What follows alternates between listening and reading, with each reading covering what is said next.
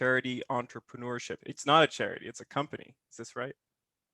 It is a charity. Yeah, It is a charity. it's a nonprofit. It's a charity. If you like, I can tell you about the legal distinctions between different types of nonprofit entities, but that might be a little dull. No, I think that's a good place to start. What are the Okay, legal great. distinctions between whatever you just said? Well, it depends a bit on which country you're talking about. So I'm most familiar with charity law in Canada, the US, and the UK. It's part of my job to understand. Oh, here comes my water delivery. Thank you very much. It's part of my job to understand charity law because in the organization I work for, I'm the one who's in charge of making sure we follow all the rules and don't fall afoul of any government regulators.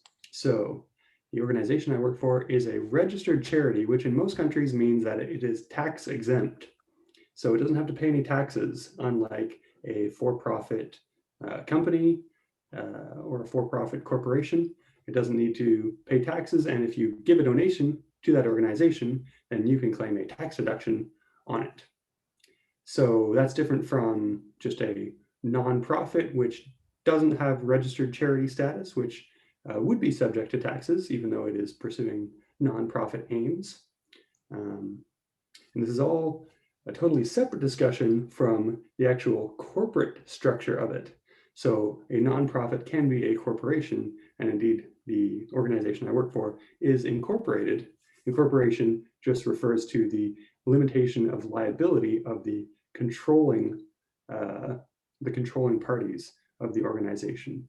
So charities are controlled by a board of directors or a board of trustees, as they call it in the UK.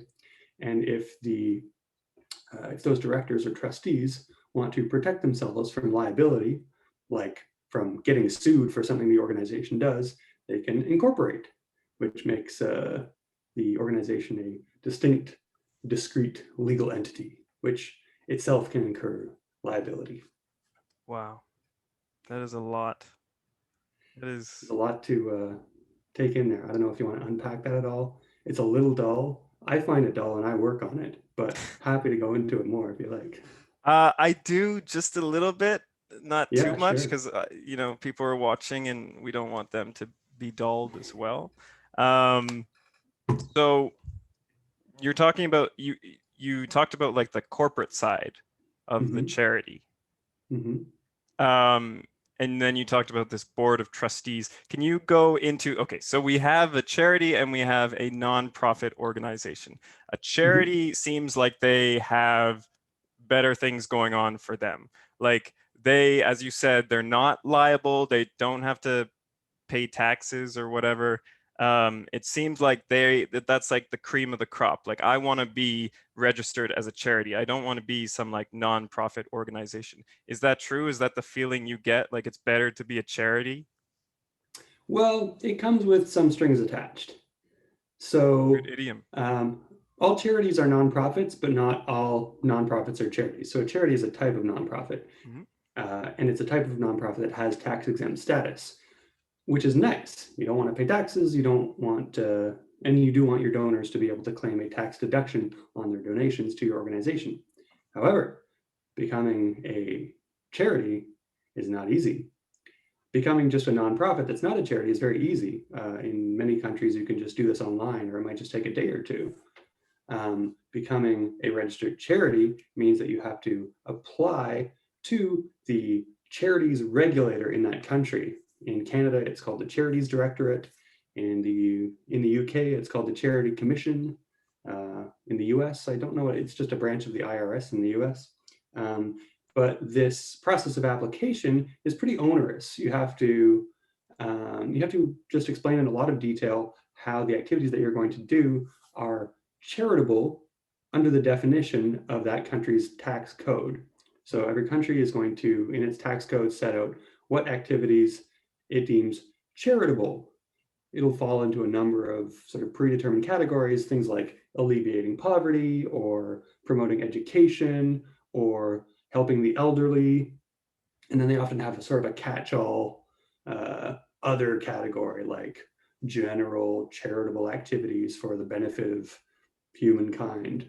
So Mm. you really have to explain how the activities that your organization wants to do actually meets the definitions under law, and they'll really scrutinize this carefully. And you're subject over the course of your operation as an organization to audit according to these terms. So anytime it wants, the authorities in the country can come into your organization and um, and ask for a full explanation of everything you ever spent money on and how that is a part of your charitable activities.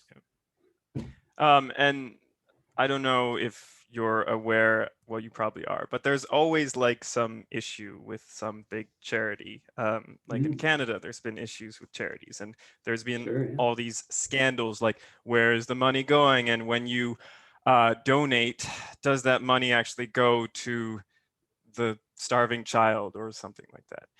Are these common issues that spring up a lot? Have you seen this stuff happen? Have you seen nefarious activity in charities that you've worked with before? Um, I haven't seen nefarious activities in I suppose, of the sort that you're talking about that tend to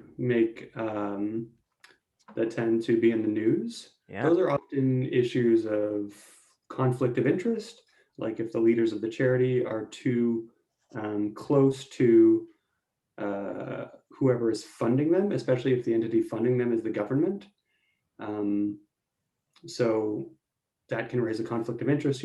If the government minister who's responsible for granting some money to an organization was friends with the head of that organization, they should probably recuse themselves, meaning they should remove themselves from that process because they are personally interested. How That are sort they of thing can happen. personally? Because they're friends with the people? Yeah, especially if you're in government, even if you yourself made a very objective decision, Hmm. if there is the appearance of impropriety, if it's known that you're friends with someone or you're related to them, then these are situations when really the correct thing to do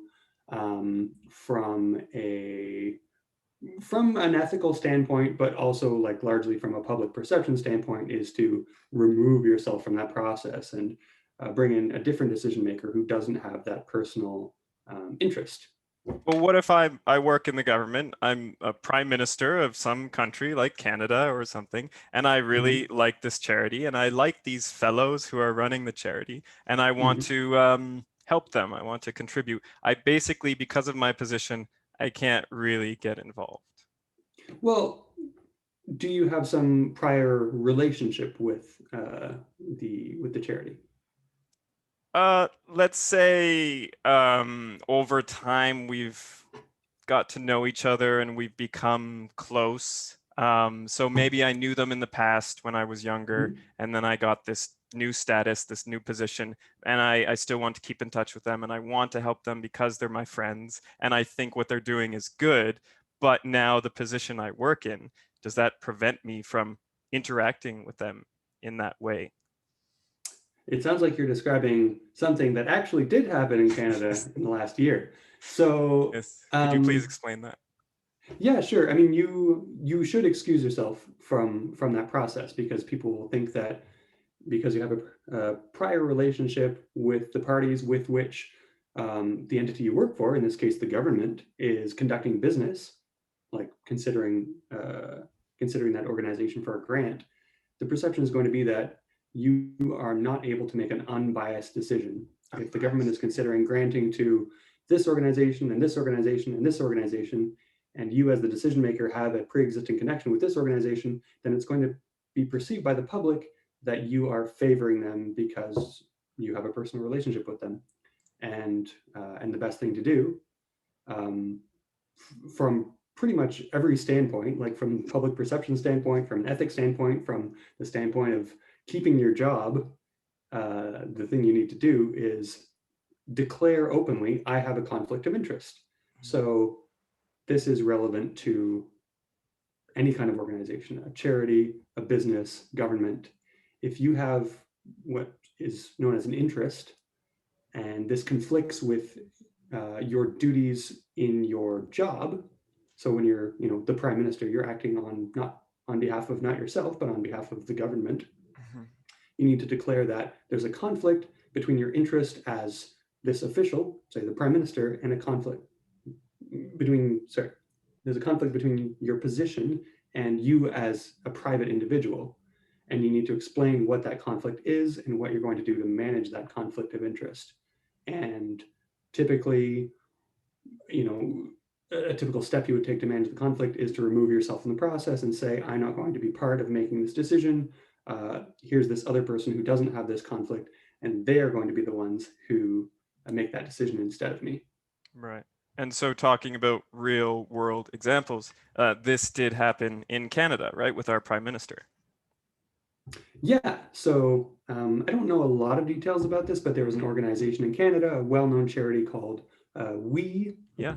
that was initially focused on, it was doing some kind of international development work focused on children's education, I believe, but then it sort of Yeah. pivoted um, to uh, raising awareness among young people in Canada of sort of international development issues and just sort of promoting the cause of public service and international service among Canadian youth. And the government had a program, some kind of program to encourage youth to be active in public service in some way. And they needed an organization to run this program. And they gave a big grant to the We charity. Hmm. The problem was that the prime minister and members of the prime minister's family had pre-existing relationships with the heads of the We charity. I think some of the members of the prime minister's family had been paid for speaking engagements for We charity in the past. And so this was, and when the media really looked into this, I think it was really journalists who uncovered this. Um, they found that the process of granting the money to the We charity had not been a very thorough process. It was sort of like, you know, it wasn't that the government had this money and they were looking at different charities they could grant it to. It was more like we approached the government saying, uh, We charity approached the government saying, we want to do this program. Why don't you create a grant for it and then just give it to us? So there was no sort of competitive process of, you know, among different charities of bidding to get that money. Mm.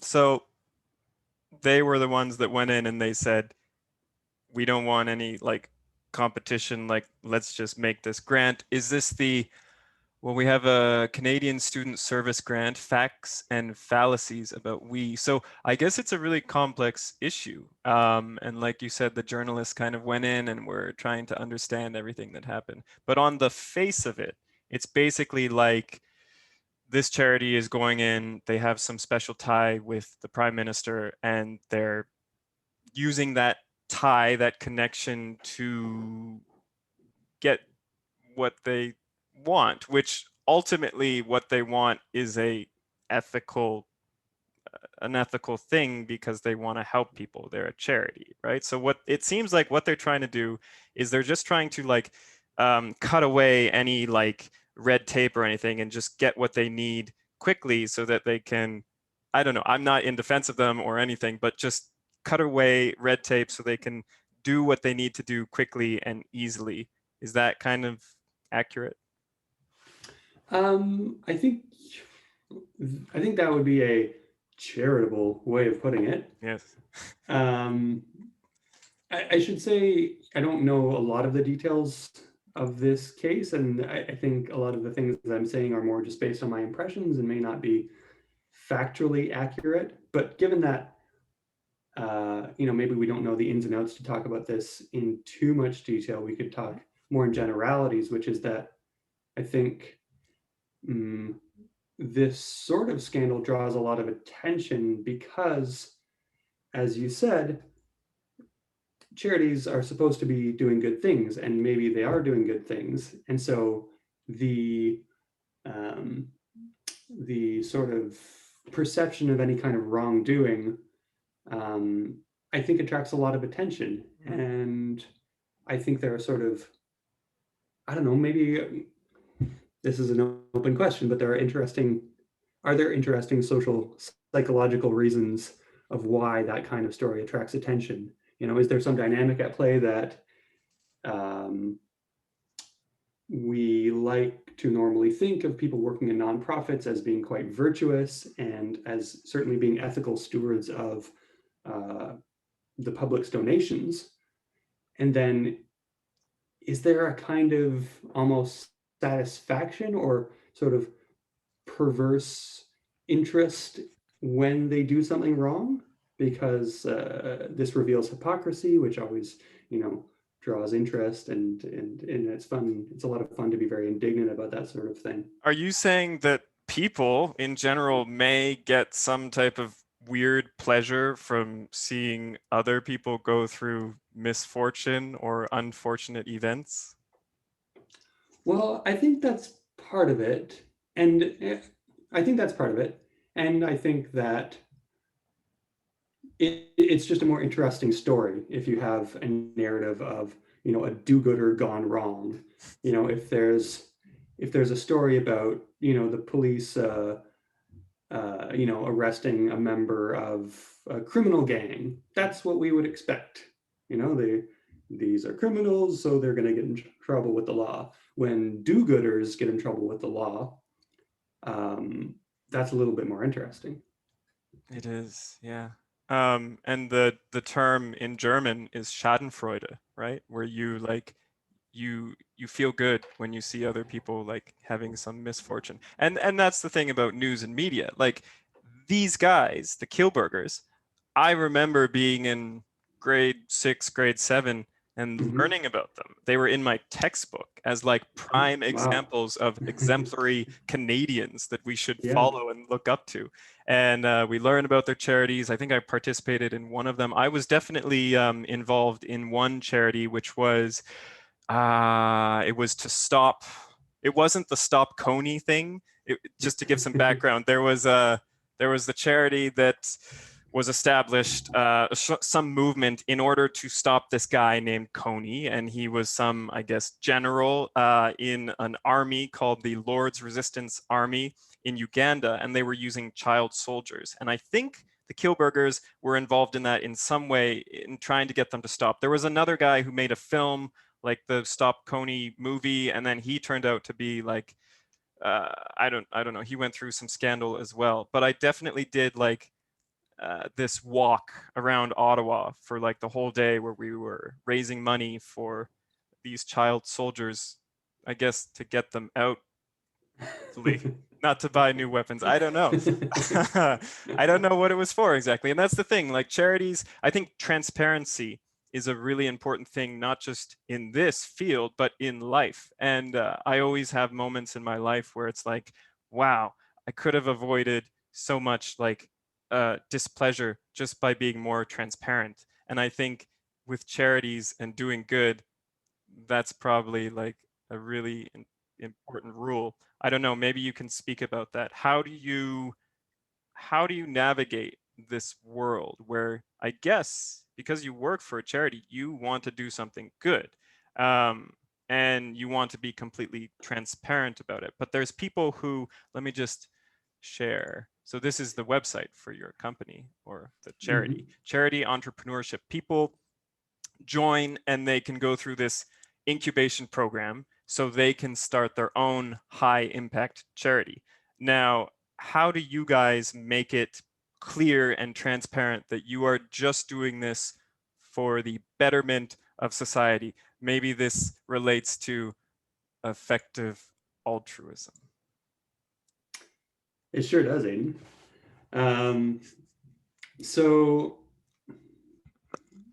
maybe I'll just address the issue of transparency and charities first, because it's a bit tricky for a charity. Like you face sort of different incentives than a business when it comes to transparency. On the one hand, it seems very good for your reputation to be seen as an organization that's very transparent. You have nothing to hide, of course. Yeah. However, as an organization that's totally dependent on not the self-interest, but on the generosity of others. So if you're a business, you're selling things that people want. So if they want it, great. If you're a charity, you're selling the idea that you're doing something good, and It's strange. your donors, your prospective donors, want to be able to trust that you are in fact doing something good. Now, if you have some kind of a failure, you've started a new program and it hasn't gone right. You made the wrong decision and you've spent money that's been donated to you and you haven't really gotten the results you wanted. Now, there's going to be a pretty strong incentive not to be very open about it because your donors are going to be looking for a way to deploy their money that is effective. And if they see you as not able to do that, as according to your track record, you've made a mistake, maybe you're not competent, maybe they're going to look elsewhere. And there's a lot of opportunities for charitable giving. There are no shortage of charities that will gladly take your money. Can I ask a question? Yeah. So the charity gets all their money from donors, Mhm. and then they have to divide that money into different sections, going to employees, going to making incubation programs, all these things. So the Mhm. less donors they have, the less money they have, the less good they can do. Yeah. Okay. Well, you can also just have a very small number of donors or even one donor that's a big donor. Like a lot of charities get almost all of their funding from government agencies. A lot of the biggest charities in international development get most of their money from um, the international development agencies of governments or of the EU, for example. Um, so you don't necessarily need a very diversified donor base, but you just need that. You do need that money to come from somewhere. Um, I should say also some charities do have business activities. Like for example, here in the UK, charities like Oxfam run Yes. shops. They're called charity shops where they sell secondhand goods, and that's a way for them to raise money. So it's actually not true that charities are necessarily entirely dependent on donations or grants. What about like just private donors? Like I always see on like TV shows or movies, there's always like some big gala, some big like, event where people go and maybe there's a performer and all these wealthy individuals are there and it's a gala in order to get funding for some charity. So maybe they have an auction and people are like bidding on certain things and all the money goes to charity. I usually see that in movies and TV shows. Is that a real thing where people actually do that for charities? Yeah, sure, sure. Yeah, people can get together and hold a fundraiser. You could have a dinner where you sell tickets for some really inflated price on the understanding that this is really a donation. Um, my my mother, she has been involved with a choir, a musical organization in Yes, Canada yes. for many years. And one of the ways that they raised money was they held an event every year in the summer, and they would always pick a very nice setting and invite guests who they knew had a lot of money. They would try to invite wealthy guests who they thought could make big donations, and they would give them a private concert. So there would be maybe 40 guests, and then they would have their best singers there performing for an hour or two for this small gathering. So it would make the guests feel very special, like they were getting access to something exclusive. And then the expectation was that these guests would then donate, hopefully, large amounts of money. And yeah, I think that's pretty common for certain types of organizations. And one example kind of springs to mind now. So I was watching a show recently called Arrested Development, and it's a very satirical show, very funny. And this lady she loves to start charities. And what she does is she starts the charities, she has a dinner, some gala, and they donate, but not all the funds go to the appropriate places. So in this example, she says, "Oh, I have a new charity called Hoop, and it's about anti-circumcision. So it's called Hands Off Our Penises, and it's like don't do any circumcision, on babies." And that's her charity. So people go there. And she said, "Oh, it brought in $40,000, but she had this other company that she works for, and most of that money was donated from actually the other company that she's involved in. So it was kind of like a fake donation. Now, Hmm. I'm sure they're just being funny, but this stuff can happen, right?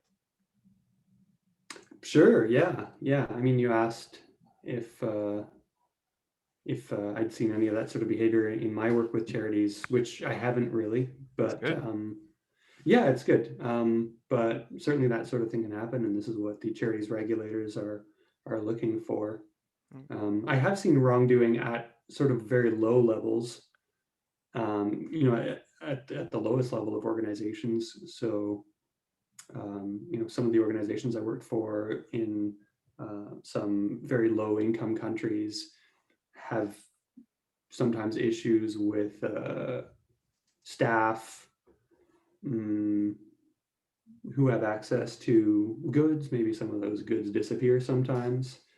Um, and yeah, which is to be expected Mm. working in environments that are very low resource and where corruption is sort of endemic. Mhm. So that's the sort of wrongdoing I've seen, but not sort of at this higher level. But I'm sure it does happen. Right. So when you're at a higher level, when you have more of a structure, more order, more people who are working for the same cause, the same ideas, then things seem to go more smoothly and you actually feel like, okay, this is good and I'm in the right place. Is that right? I'm not sure I understand your question. Okay. The question is, I want to join you. Nalgene bottles are the best. So what I'm saying is, um, as you were talking about low income countries, smaller charities, maybe not as much order in the charity in terms of like who's doing what, who is responsible for what. But maybe when you get on a larger scale, when there's more people, hopefully there should be more order and people know what they're supposed to do. And because you have more order, people are in a certain everyone's in their own position where they know their responsibilities, they know what they need to do. And because you have more people, maybe they feel like people are watching me, I actually have to do the right thing. We're all working together. We're trying to do some collective good for the world. So I'm just assuming that when you have a bigger charity, more employees, a better structure, more order, it's going to probably do more good. Are you asking whether it's going to do more good or whether it's going to be less susceptible to wrongdoing? Both. Well, I mean, I would say that, the sort of order you're talking about, uh, that makes me think of sort of accountability mechanisms that are in place to prevent wrongdoing. Yeah. And I think that's sort of one side of the equation. And then the other side is like, how much incentive is there to do things badly? What are the motivating forces that compel wrongdoing, bad behavior? And I would say in some contexts, um, imagine, for example, you were in a very low income country in a remote village uh, in and uh, nobody in that village has very much. Right. And suddenly a group of foreigners comes in with a lot of resources and they want to set up a project to do something that they say is good. Like they want to, build a health clinic or promote education or whatever. Um, and that's in a context which historically has had really high levels of corruption. There's not a high level of public trust. The government doesn't really function well in providing services for the people. Maybe the government itself is seen as corrupt. Maybe if you yourself, when given the opportunity, don't take what you can to support you and your family, you're seen as a fool. Mm. And so maybe you have an opportunity to do business with this group of foreigners that's come in with all their resources and their do-gooding and their naivete and their lack of understanding of the local context. And their baseball And caps, their baseball caps and their fresh faces and sneakers. their relentless giving everyone the benefit of the doubt because they are good-hearted people. and maybe you get employed by them or you get a contract with them or something, and maybe your family members or your acquaintances or the people you're in debt to put a lot of pressure on you to um, extract some resources for yourself, your family, your creditors. Um, so those are the kinds of incentives that are present in certain kinds of contexts, but not others. So you could have really good accountability mechanisms in place at any level, high level, low level, but they need to be adequate to the incentives there are to break those rules. So the okay. So what just going back to like the beginning of that with okay, you're working for a charity, but you know you have other things to take care of. You have debts, you have your family, you have all these things. Sure. You have incentives, good Mm-hmm. incentives. You Mm-hmm. want to do good, Mm-hmm. but the other things are kind of outweighing your good incentives. You have to take care of these other things. Like they're really important for your life and your family. And we care Mm-hmm. about ourselves. We always look after ourselves. We can't always be looking after the greater good, I guess, unless you're Mother Teresa or something. So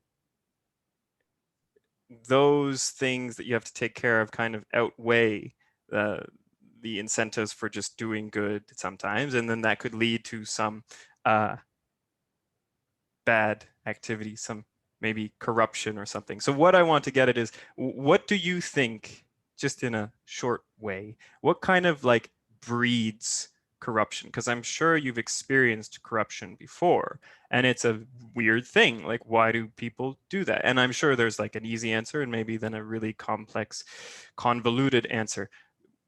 What would you say? What breeds corruption?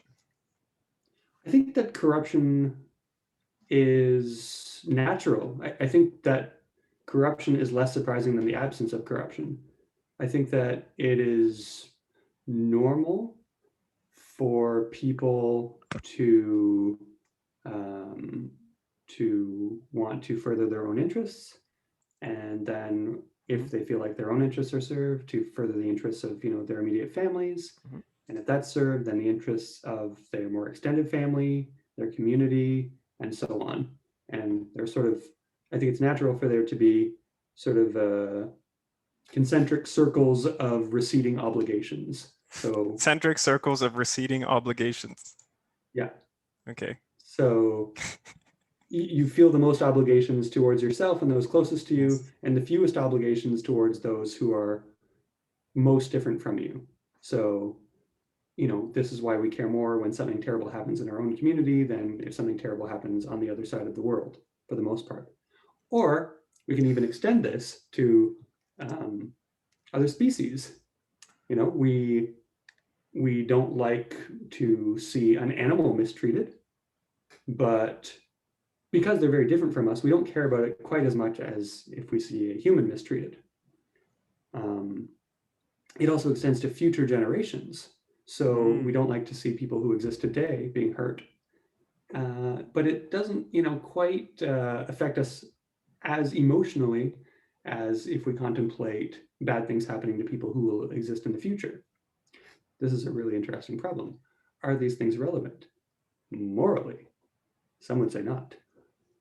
Well, isn't it something like important that we need to learn how to do? We need to think about the future and future generations. Like it seems like now, especially, we have all these movements that are all geared toward um, geared towards protecting the future and future generations, and having this kind of like, I don't know, ability to think about what the future might be like for other generations. And isn't that morally, do you feel like we're morally responsible to be constantly, or not constantly, but a lot of the times thinking about how we can preserve the future, how we can make it good?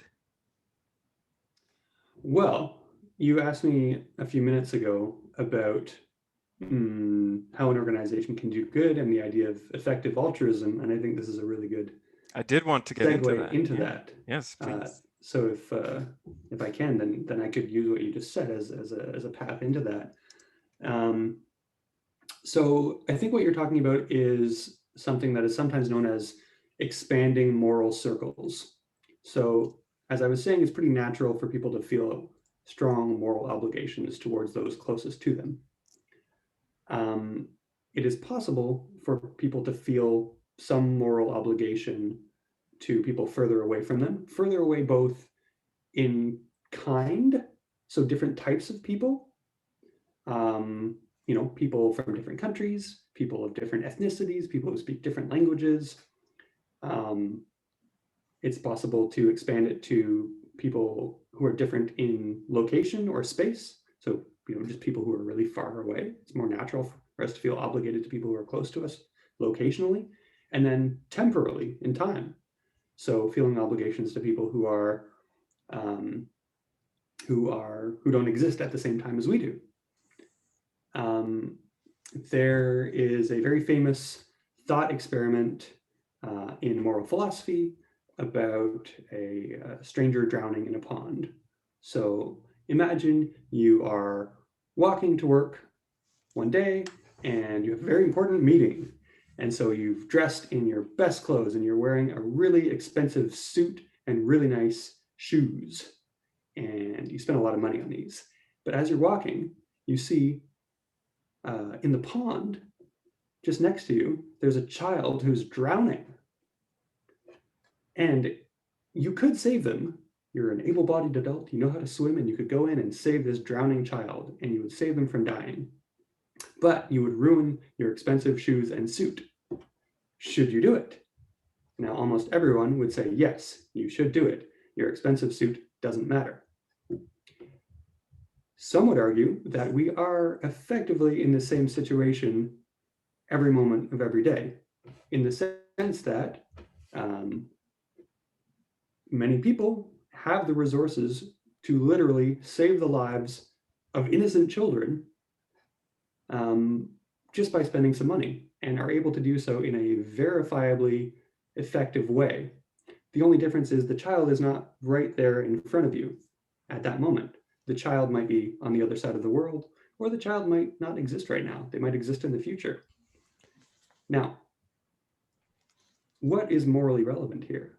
Some would argue, I would argue, that space and time are not really morally relevant, and that what makes something morally important is its capacity to feel pain or pleasure. So if someone is suffering on the other side of the world, it doesn't matter that they're on the other side of the world. It matters that they're suffering.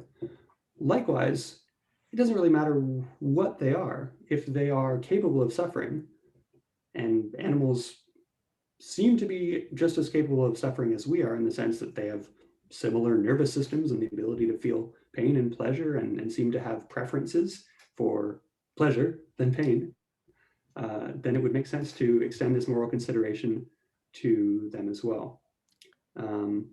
So this is a bit of a blend of an ethical approach called consequentialism, which is concerned with not the rightness of an act in itself, but the goodness or badness of the consequences that the act produces. So there's a lot there. And I didn't really explain how this ties into effective altruism, but I don't know where we are now.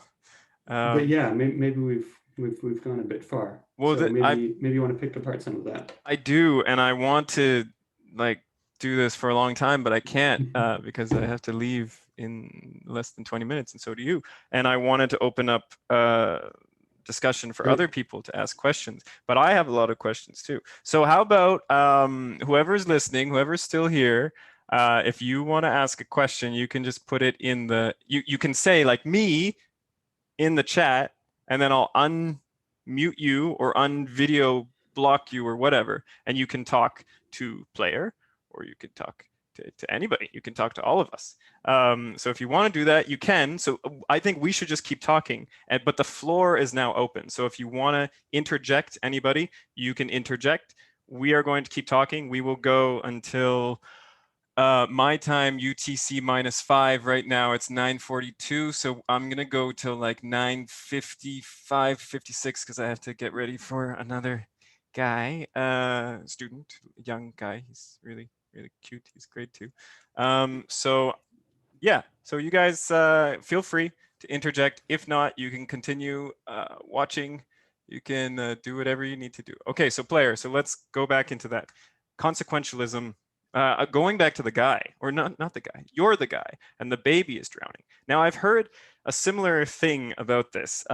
There's a book called The Person and the Situation, which is a book about psychology and how, yes, we have these decisions. We're going to a meeting. Let's say you're a priest and you're going to a meeting and you're a really great guy. You're morally impeccable because you're a priest. Well, I mean, I don't know if that's true all the time, but that's some of the understanding is a priest is going to be a pretty good guy, pretty nice guy. He wants to help other people. You're a priest. You're late for your sermon, whatever. You're running through. There's like an archway that you have to run through, and there's a guy. He's a beggar. He's asking for help. He really needs your help. You're already late. You're looking at your watch. Yes, you're wearing your nice clothes. In this book, The Person and the Situation, they say that because of the situation, even though you're a priest and you have really good moral standing or whatever, you're probably going to not help that guy. You're probably going to run and get to your church because you're already late and the situation is acting on you. It's almost like taking control of you. So do you think that that works? Do you think that's true? That's real? When you're comparing it with your philosophical example, does the example from the psychological standpoint, does that work? Do they work together? I mean, I think I guess these two stories are meant to illustrate different phenomena.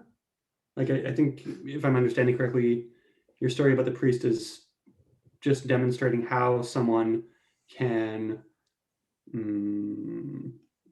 be, I guess, different aspects of their personality be active or relevant given different situations. Like in that moment, Yeah. his concern is getting to his meeting. His sort of what at other times might be his altruistic traits are not really relevant right now. They weren't able to be called into action by the need of the beggar. What is altruism? I think altruism is just the idea um, of wanting to do good for others. I think it's the opposite of selfishness. I don't know if And that's a good dictionary definition. okay, you want to do good for others, and if it's Mm-hmm. effective, it means you're doing good for others, but you're also somehow surviving. You're not just like throwing away all your clothes and all your money. You're actively being effective. You're involved in the world and you're surviving, but you're doing more good, hopefully, than bad. And we can't escape doing bad. Like I waste food. I make garbage. So we can't be completely good. Well, I would say effective goes even beyond just doing good and avoiding doing bad. Um, Effective altruism is both um, a community of people and organizations, but also kind of a school of thought or perhaps an approach that is concerned with doing not just good, but the most good possible. So the idea is if you can do, um, if you have a certain amount of money and, here's a good example. If you have a certain amount of money and you want to help blind people, and you have two choices. You can contribute money to an organization that trains dogs that help blind people, Yes. seeing eye dogs, or you can contribute to an organization that does surgeries to cure blindness in people. Now, effectiveness means looking at these two charities and figuring out with your limited amount of money, which one is going to do the more good. Now, training a seeing eye dog costs, I don't know how much, I think it's in the tens of thousands of dollars. Paying for someone's surgery to cure blindness from, I think, trachoma, or maybe prevent blindness, I'm not an expert on this, is more in the hundreds of dollars range. So you could cure many people of blindness for the same amount of money that you could pay for the training of one seeing eye dog. So they're both good, Yes. but one is better. And effective altruism is about figuring out rigorously through the use of evidence how we can, with our limited resources, do the most good. And is it the most good without expecting any return? We have a question here from Juan. Juan, if you want to go ahead and rephrase that or say it again, I guess. Well, hi, I'm John. I'm from South Korea. This is my, actually, sorry, he was my roommate. Like when I first went to Korea, I lived with Juan at the very beginning, and it was the most amazing experience of my life. We used to sleep on the floor together in a small room, and he would like be up like programming, coding, and all I would see is like the glare of the screen imprinted on his face from like, Very sorry about that. yeah, from 10 Great. p.m. till like 6 in the morning. Anyways, please It's go great on, to meet Juan. you, Joanne. Well, because Aiden just asked what altruism was, Mhm. I looked it up on the Google, and seems like altruism seems like giving without expecting return. Mm. Is that right? That sounds right. That sounds like, yeah, I think that's a good way of thinking of it. And considering the needs of others, other people, as being as important as your own. So doing good for other people without necessarily having any benefit of yourself, or having the benefit to yourself being a part of the equation. That sounds right to me. If it can be a right way to see the altruism, I think effective altruism is something like a giving, Mhm. like Ye- in a way that makes it like make an outcome the best Yeah, way. exactly. Yeah. The importance is the best. The altruism part is sort of, the part with the heart, like we want to do good for the world. And then the Mhm. effective is with your head. How can we do the most good? And we need to think really carefully about that, because it makes a big difference. You can do, you can save one life, or you can save 100 lives, maybe with the Mhm. same amount of money, depending on how you give that money. Uh-huh. And Ever, I think, has a question here. I ever,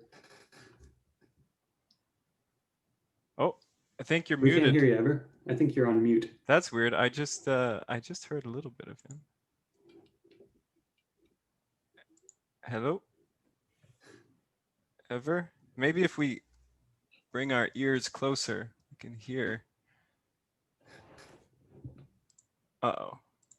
Oh no. Well, while he's figuring that, oh, there he is. Yeah, okay. I have a problem here. Well, I want to talk about the first part. Hello, first. Sorry. Hi. The first part, I was checking about good charity, which happens in Canada. So you talk about conflict of interest, right? But I have something here in my head now, because there was a time I was working in the government here. But for example, if you sometimes you want to reach a position where you can make the difference to help people, right? So imagine this. You know a good cause. You know there is something or someone who's doing the right things, and you say one day I want to help them, and then you are the president or the prime minister of this country, and you know this guy who knows who do the right things, but you can't help because it could be a conflict of interest, right? But so there is a how to say something you can do to help these people or this person or this organization without being judged for having a conflict of interest, because you say that if there is a conflict of interest, you have to abandon. You have to don't participate in that kind of things. But it's kind of complicated when you know that someone is doing the right things, and just because he knows you, you can help them, and he can do more things to help people. So there is an effective way to don't have this kind of situations, to help them without knowing that kind of conflict of interest, or it's just bad luck at the guy who knows you uh, because he knows you, he can do nothing with the government. I don't know if you understand what I was trying to say. I think so. Yeah. I think I think I think you're sort of illustrating a situation where someone would be torn between their desire to do good as an individual and their duties as someone who's performing a function. So say if your job is in the government, everything you do as part of that job can't be, necessarily according to not even according necessarily to what you think personally is right, but according to the job should be what is right for the job or for the organization or for the position you represent, which can be a shame if you really feel like you could do something good that because of the position you're in would be impossible. So there can always be a tension between sort of following. There can often be tensions between doing something that's good from the perspective of the consequences that it creates, from the positive effect that it creates, and then following the rules. Sometimes you need to break the rules to do the right thing. On the other hand, sometimes following the rules is in itself, in the longer run or in the bigger context, the right thing, because you're not undermining the integrity of whatever system you're a part of. I almost see it like that's a tough one. Being involved in the government, having that conflict of interest, wanting to do good, knowing you can't do good, knowing you have to be like you can't involve yourself in that, but you could get someone else to get involved in that. But that's even a weird thing, because then if you say, I want to help this charity because I'm in the government and I know them, but I can't do it, so now I'm going to get this guy to go and help them. Doesn't that also look shady? Well, hopefully what you would do is remove yourself and then somebody else would step in. And if your judgment that, this beneficiary, this organization was the best thing that the government could spend its money on, then, and you were really being objective about that, then the other person who takes your place should also come to that same conclusion. You have to remove yourself. Yeah. Well, I'm not going to say what you should do. If you don't remove yourself, you might get in trouble. Okay, so it's like, wow. Okay. Yeah, that's a tough one. Morally, that's a tough conundrum. Yeah. Good. That's a really good information. Player, thank you for joining, and everybody, thank you for joining. Thank you for asking questions. This is really cool. I'm gonna keep doing this, hopefully, with other people, maybe you again, because there's so many things to talk about, but you're also busy. I get it. But I think this is great, and that was a lot of fun. So, oh crap. I had some questions from other people. Kanta. Oh yeah. Okay. So just quickly. Here's a question. Do you have any methods, and can you try to be brief? Do you have any methods for like overcoming difficulties? Like when you were deciding to study further, like you went to McGill University, you took some time off, and then you went to the LEC in London, you did your master's, you've done all this studying, you've done a lot of work. Do you have any method for overcoming these difficulties? Like when you're studying, being stressed, but also knowing that like maybe you're working at the same time, you don't have a lot of time, you're worrying about like your social life and money and all these things. How do you overcome these difficulties of furthering your education while also having all the other externalities of your life? That makes sense. I would say, to be brief, the best way that I manage this sort of overwhelming kind of situation is to try to be grateful for the position that I'm in. If I have work, if I'm in school, I'm an incredibly fortunate person. There are people who are living in really tough situations in much worse circumstances than I am, who would love to be in school, who would love to be employed, who would love to be as busy as I am. And if I reflect with this perspective that there's a lot of suffering in the world and that, you know, my stress doesn't really register on that, then it can make that stress easier to deal with. Okay, great. And how do you think other people, let's say I'm in school, I'm a young student, I'm trying to find my way in the world, and let's say I'm living in another country, Japan or Korea or China, and I'm learning English. The thing is, like, English, like, man, like people, like they have to learn English, and it's hard, and it's another whole thing that you have to spend a lot of time and money doing. And people in North America who are just born into this like fortunate circumstance, they don't have to worry about that. If I'm a student and I'm studying, and let's say I'm majoring in English because I want to get better at the English language, but I also want to pursue some effective altruism. How do I navigate this world? How do I get into the workforce, get some job where I'm doing effective altruism, get to use English even though I'm not a native speaker, and how do I stand out from the crowd? Well, if you're interested in effective altruism, there are many ways to get involved. Effective altruism is also, in a sense, an organization. Like almost many big cities have effective altruism clubs that are very open to anyone joining. And you'll find very nice and often very high functioning people as part of those clubs who would be happy to have conversations with you about how to do good in your career. And you'll just find like nice people who would probably be happy to help you, you know, have a conversation in English. So if you search for, you know, effective altruism in your city on Google or even on Facebook, there's probably a Facebook group. Then you can find it. There's also a lot of online interaction. So if it's not in your own city, then you can probably find that as well. Really good network of people that are super open to collaboration and are often very well-educated, accomplished people who are good contacts to have. Okay, that's great. So you can find the community. It's a global community. Everyone is connected. Nobody is alone, and suffering is everywhere. So when we are not in a bad state, we should be thankful for where we are.